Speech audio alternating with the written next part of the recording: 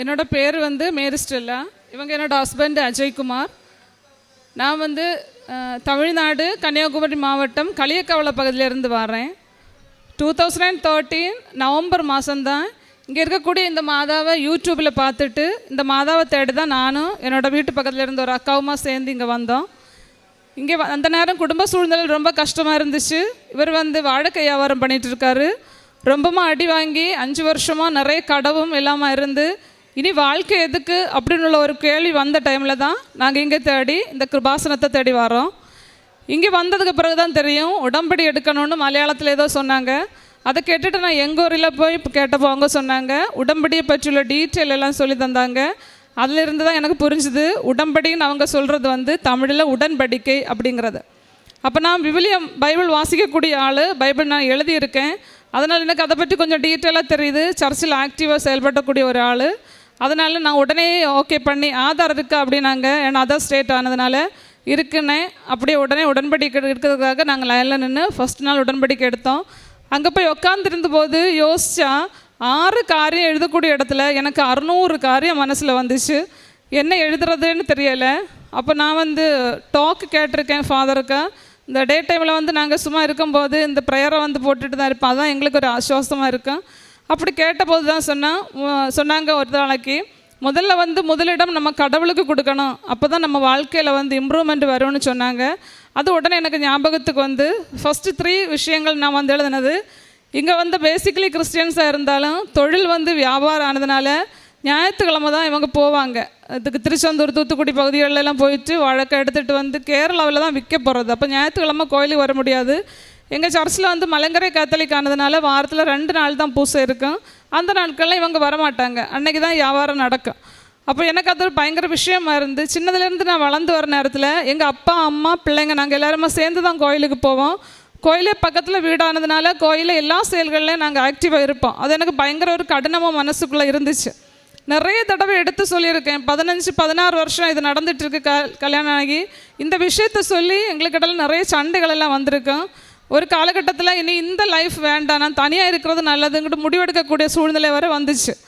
அப்போ நான் நினச்சேன் இதைத்தானே முதல்ல நம்ம வைப்போம் அப்படின்னு நான் சொன்னது வந்து கோயிலுக்கு வரணும். அவங்க கண்டிப்பாக கோயிலுக்கு வரணும். 2வது வந்து கொஞ்சம் கூட எனக்கு ஒரு ஆசையாக இருந்தது, குடும்பமாக நாங்கள் சேர்ந்து கோயிலுக்கு போகணும் அப்படிங்கிறது.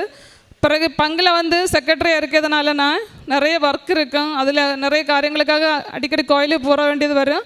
அப்போ இவங்க வந்து கடைசி வரைக்கும் ஸ்டார்டிங்கில் இருந்து கடைசி வரைக்கும் கோயிலில் எல்லா செயல்பாடுகள்லையும் முடியும் மட்டும் பொறுமையாக எனக்கு கூட நிற்கணும் அப்படிங்கிறது ஒரு ஆசையாக இருந்துச்சு. இதை 3 நான் ஃபஸ்ட்டில் எழுதினேன். 4வது வந்து இவருக்கு வியாபாரம், தம்பியோட ஒரு கல்யாணம், எனக்கு பிள்ளைக்கு ஒரு NMM எக்ஸாம், அதாவது 8th நடக்கக்கூடிய ஒரு ஸ்காலர்ஷிப் எக்ஸாம். அது வந்து 2 நிலைகளில் நடக்கும், மேட்டு சேட்டு அந்த எக்ஸாம் நடக்கும். ஆனால் அவள் தோற்று போயிட்டா அது எழுதினப்பவே. அப்போ வீட்டில் எல்லோரும் என்னட்ட கோச்சு விட்டாங்க, இங்கே ஒன்றும் சர்ச் இல்லாமல நீ இவ்வளவு தூரம் ட்ராவல் பண்ணி அங்கே போய் சர்ச்சில் போகிற, என்ன நீ அப்படி சாதிச்ச அப்படிங்கிறத பற்றி சொன்னாங்க. எனக்கு அதுதான் ஞாபகத்துக்கு வந்தது. விவிலியத்தில் ஒரு அழகான ஒரு இறைவசனம், நெகேமியா 2:20, விண்ணக கடவுள் தாமே எனக்கு வெற்றி அளிப்பார் அப்படிங்கிறத நான் முறுக்கமாக பிடிச்சிட்டு ப்ரேயர் பண்ணிகிட்டு இருந்தேன். நீண்ட 13 வருஷமாக இங்கே வந்து நான் ஒரு காலத்தில் மாதாவுக்கிட்ட சொன்னேன், நான் இனி இந்த பலிபீடத்தில் ஏறி ஸ்ட்ராங்காக எனக்கு நிற்க முடியாட்டி நான் இந்த இடத்துக்கு நீ வரவே மாட்டேன். நான் எழுதி தந்த 6 காரியத்தில் 1 கூட பேலன்ஸ் இருந்தாலும் நான் சாட்சியும் சொல்ல மாட்டேன் அப்படிங்கிற ஒரு கட்டத்தில் சொல்லிட்டு நான் போயிட்டேன். இந்த வருஷம் வந்து ஜனவரி மாதம் 28 அவர் வியாபாரம் பண்ணிகிட்டு இருக்கும்போது சந்தையிலேருந்து ஓடி வந்தாங்க. வீட்டில் வந்துட்டு சொன்னாங்க, எனக்கு ரைட் சைடு வந்து கழுத்துக்கு பக்கத்தில் பயங்கர வலியாக இருக்குது, என்னால் தாங்க முடியலை அப்படின்னு சொல்லி கீழே படுத்துட்டார் வந்த உடனே. அப்போ என்றைக்கும் மீனெல்லாம் வாங்கிட்டு வந்து பேக்கில் வந்து அதை வச்சுட்டு குளிச்சுட்டு வீட்டில் ஏறக்கூடிய மனுஷர் வந்து வெட்டிக்கிட்ட வாழை மாதிரி படுத்தப்போ எனக்கு பயங்கர சங்கடமாக போச்சு. நான் வந்து உடன்படி தைலம் தானே கையில் இருந்து எடுத்து போட்டு ப்ரேயர் பண்ணிகிட்டு இருந்தேன். அந்த நேரம் சொன்னார், வலி எனக்கு குறைஞ்சிட்டு அப்படின்னாரு. நான் கழுத்தை பிடிச்சி பார்த்தேன், ரைட் சைடு அந்த காது பக்கத்தில் இருந்து நெக்கு வரைக்கும் ஒரு வெயின் வந்து புடச்சி நின்னது மாதிரி ஃபீல் ஆச்சு. இது என்ன, நான் இந்த வெயின் பார்த்ததே இல்லையே அப்படின்னு சொன்னார். நானும் சொன்னேன், நானும் பார்த்தது கிடையாது அப்படின்னு சொல்லி இது போட்டுட்டு இருந்தா நம்ம தம்பி எவ்வளவு வண்ணமாக இருக்குதோ அந்த அளவு இதாகிட்டு புடச்சி நின்றுட்டு சந்தேகம் இருந்ததுனால திரும்பவும் வலி. சீக்கிரமாக பக்கத்தில் ஒரு ஹாஸ்பிட்டலில் கொண்டு போனேன். அவங்க தம்பி தான் கூட்டிகிட்டு போனாங்க. அங்கே ஹாஸ்பிட்டலில் போனப்போ அவர் சொன்னார், மெயின் ஆர்டரி வந்து ஹார்ட்டில் பிளாக் ஆகிருக்கு, அதனால இருக்கும் இன்ஜெக்ஷன் போட்டிருக்கோம், 1 மணி நேரத்துக்குள்ளாடி நீங்கள் கொண்டு வேறு ஏதாவது ஹாஸ்பிட்டலுக்கு போகணுன்னாங்க. நாங்கள் அப்படியே அங்கே கொண்டு போனோம். அங்கே போயிட்டு அவர் என்னட்ட சொன்னார், நான் ஜபமாலை மட்டும்தான் கையில் பிடிச்சிருக்கேன், வேறு ஒன்றும் எனக்கு இல்லை, யாருமே கூட இல்லை, என்ன பண்ணுறதுன்னு தெரியாத. 2 லட்சம் ரூபாய் பே பண்ண சொன்னாங்க. வெறும் 350 ரூபாய் காசோடு நான் அங்கே போயிருக்கேன். அப்போது பே பண்ணல. ட்ரீட்மெண்ட் நடந்துகிட்டு இருக்கும்போது எனக்கு தங்கச்சி வந்து எஸ்ஹெச் கான்கிரேஷனில் சிஸ்டராக இருக்கா. அவள் வந்து அவங்களுக்கு ட்ரீட்மெண்ட் பண்ணினதான் அந்த நேரத்தில் ஒரு ஃபீல் ஆச்சு. அன்னையிலிருந்து மாதாவும் வானதூதர்களும் சேர்ந்து நின்று தான் எனக்கு ட்ரீட்மெண்ட் பண்ணியிருக்கிறாங்கங்கிறத அடியோட விசுவசித்து கோயிலில் இன்றைக்கி என் கூட வாராரு. கோயிலில் எந்த செயல்களாக இருந்தாலும் முதல் ஆளாக போயின்னு பண்ணுறாரு. எவ்வளவு நேரம் நான் கோயிலில் ஸ்பெண்ட் பண்ணாலும் கேள்வியே வராது. முன்னாடியெல்லாம் லேட்டாக 8 மணிக்கெல்லாம் சர்ச்சில் இருந்து வந்தேன்னு சொன்னால் என்னை வீட்டில் சண்டை தான் நடக்கும். ஆனால் இப்போ அந்த ஒரு கேள்வி இல்லை. இது 14 வருஷமாக நான் காத்துட்டு இருந்த ஒரு சந்தோஷம். குடும்பமாக சேர்ந்து கோயிலுக்கு போகிறதுக்கும் கோயிலில் எல்லா காரியங்களும் நிம்மதியோடு நான் பங்கு கொள்வதற்குமான அந்த காரியம் கடவுள் எனக்கு சாதிச்சு தந்திருக்காரு. அதுக்காக அன்னை மரியாவுக்கு நான் கோடானு கோடி நன்றி சொல்கிறேன். இனி ஒன்று வந்து அவர் வியாபாரத்தில் அடியோட தோல்வி அடைஞ்சு மலேசியா ஹோட்டலில் வேலை பார்க்குறதுக்கு, அதாவது பாத்திரங்களெல்லாம் கழுவக்கூடிய வேலைக்காக தான் போனார். அங்கே போய் 4 வருஷம் இருந்த பிறகும் எந்த இம்ப்ரூவ்மெண்ட்டும் இல்லாது அங்கேருந்தே ஃபெயிலாகி திரும்ப வந்தார். இனி கேள்விக்குறியான ஒரு சூழலை நாங்கள் நின்னோம். இதே மாதிரி உடன்படியத்தை நான் விடாமல் ப்ரேயர் பண்ணிகிட்டே இருந்தேன். அவங்க கழிஞ்ச 2 வருஷமாக சரிக்கும் இவர் எல்லாம் வியாபாரம் பண்ணுறது அவங்க அப்பா, அவர் கூலிக்கு தான் போவார்.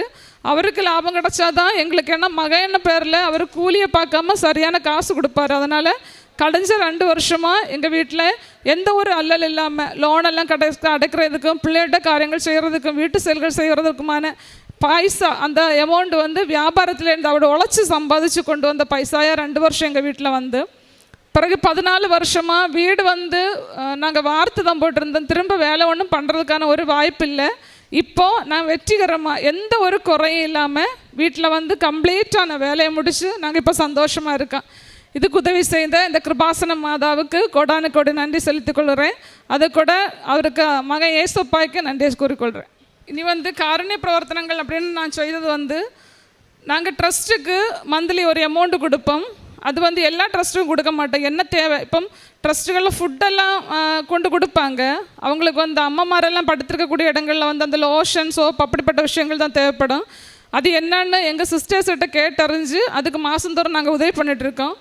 பிறகு வந்து ட்ரீட்மெண்ட்டுக்கு அப்படின்னு சொல்லிட்டு யார் எந்த தேவை வந்து கேட்டாலும் நாங்கள் அதுக்கு கொடுப்போம். எங்களால் ஏன்ற அளவு என்ன கொடுக்க முடியுதோ அந்த அளவு ஏன்ற அளவு கொடுக்குறோம் நாங்கள்.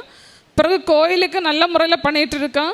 பிறகு பக்கத்துலலாம் இருக்கக்கூடிய ஆட்களுக்கு நான் வந்து ஜிஎன்எம் படித்த ஒரு ஆள், அதனால் ட்ரெஸ்ஸிங்கெல்லாம் நான் போகிறது உண்டு. இப்போ வீட்டிலையே வச்சு இன்ஜெக்ஷன் ஹாஸ்பிட்டல்லே பண்ண முடியாத ஆட்கள், அமௌண்ட் பே பண்ண முடியாத ஆட்கள் வீட்டில் வந்தாங்கன்னா அவங்களுக்கு இன்ஜெக்ஷன் போட்டு கொடுக்குறது அப்படிப்பட்ட காரியங்களெல்லாம் நான் பண்ணிகிட்ருக்கேன். பிறகு முதல்ல பேப்பர் வந்து 1 வருஷம் நம்ம சர்ச்சில் எனக்கு தெரிஞ்ச ஆட்கள், நம்ம இப்போ மீட்டிங் எல்லாம் போகிற இடங்களில் அதர் சர்ச்சுகளில் தான் கொடுத்துட்டு இருந்தேன். இப்போ வந்து நான் அப்படி கொடுக்கறது கிடையாது. ஏன்னா வாங்கிட்டு லெஃப்ட் ஹேண்டில் வச்சு போகிற ஆட்கள் அது பார்க்கும்போது சங்கடமாக இருக்கும். அதனால் இப்போ வந்து எந்த தேவை, அதாவது ஒரு ஆள் என்கிட்ட வந்து சங்கடம் சொல்கிறாங்கன்னு சொன்னால் அவங்க வீட்டுக்கு நாங்கள் போயிட்டு எங்களுக்கு என்ன நடந்ததோ அந்த விஷயத்தை எக்ஸ்பிளைன் பண்ணி அவங்களுக்கு கொடுத்துட்டு அதை சொல்லிட்டு வர்றோம். அதில் ஒரு திருப்தியாக இருக்குது எங்களுக்கு பேப்பர் கொடுக்குறதுனால.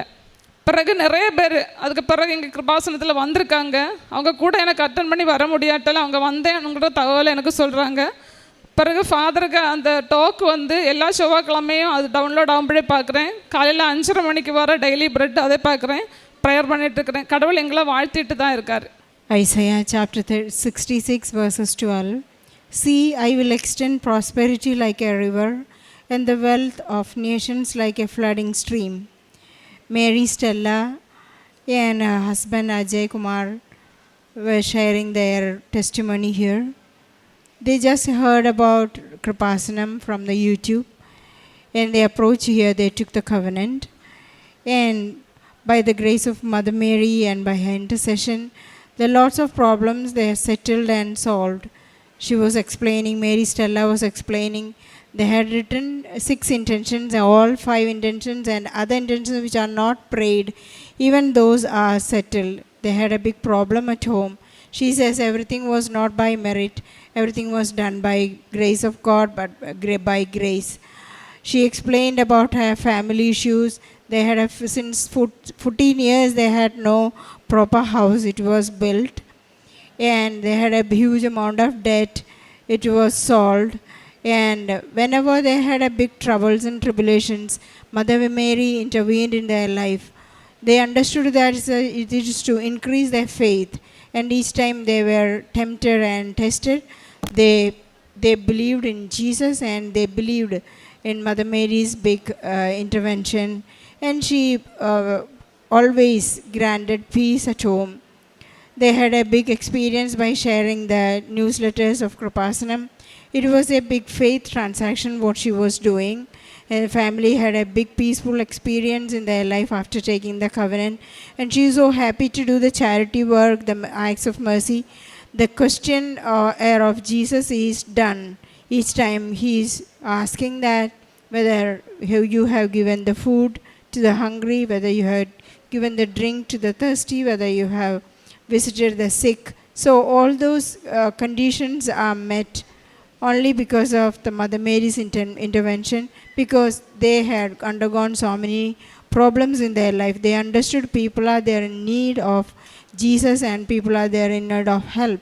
So Mother Mary is intervening in their life. Mother Mary is interceding for them.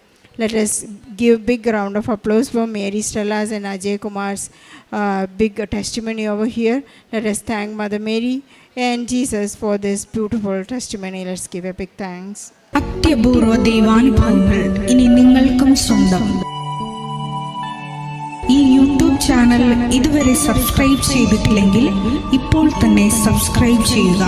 ഈ വീഡിയോ ഇപ്പോൾ തന്നെ നിങ്ങളുടെ സുഹൃത്തുക്കൾക്ക് ഷെയർ ചെയ്തുകൊണ്ട് കർത്താവിൻ്റെ പ്രേക്ഷിതരാകുക.